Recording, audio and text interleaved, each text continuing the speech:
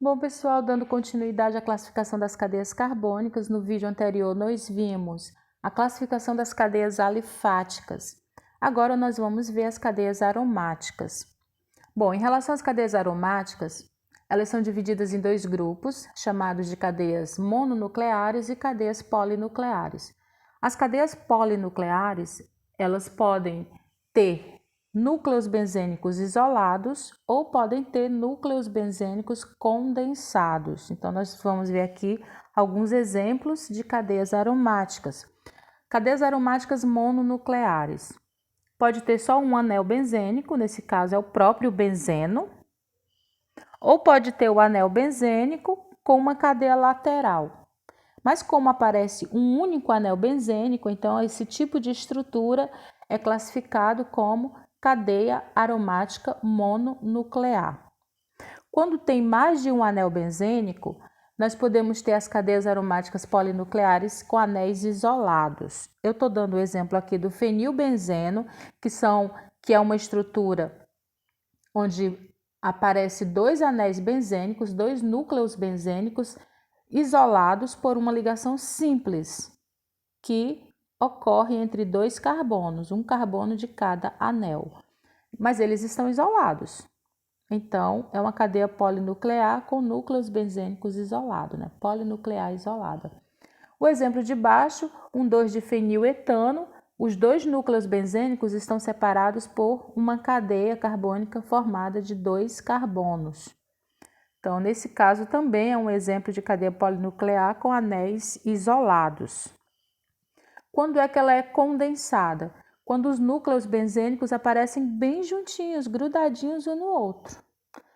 É o exemplo do naftaleno e do fenantreno.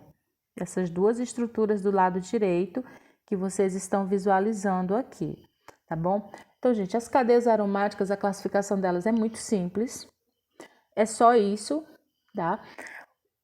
Com isso eu encerro o nosso assunto nessa parte de conceitos básicos. Nas nossas próximas aulas a gente já vai introduzir aí as características das moléculas orgânicas e as funções orgânicas, da continuidade. Mas para que a gente pudesse chegar nesse ponto é necessário todos esses conceitos básicos que foram passados até agora. Na atividade que vocês vão receber, vai ser cobrado de vocês exatamente o que nós vimos, né, o que foi apresentado nesses vídeos. A análise da ligação do carbono em relação à ligação π e à ligação sigma. Quando é que tem ligação π, quando é que tem ligação sigma na molécula orgânica. A hibridização do carbono, se ele está hibridizado em sp2, sp3 ou sp. A estrutura das cadeias carbônicas, a forma de representar as estruturas.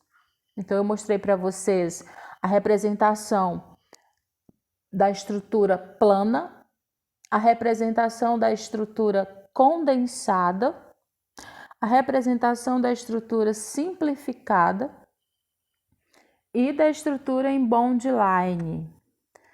A fórmula molecular a gente não vai quase usar, tá? Por enquanto.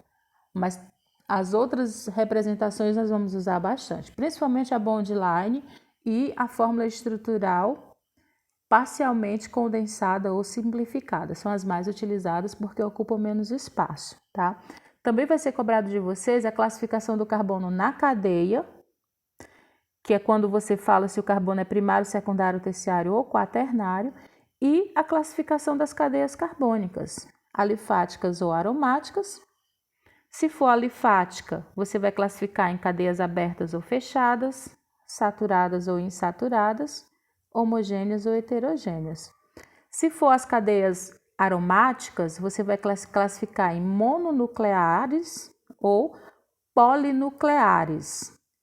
Nesse caso, polinucleares de anéis isolados ou polinucleares de anéis condensados. Ok, pessoal? Então, na nossa próxima aula a gente dá continuidade e agora é exercitar o que já foi visto. Qualquer dúvida, mandem mensagem, tá? Se precisar de ajuda, tô aí. Bom estudo para todos.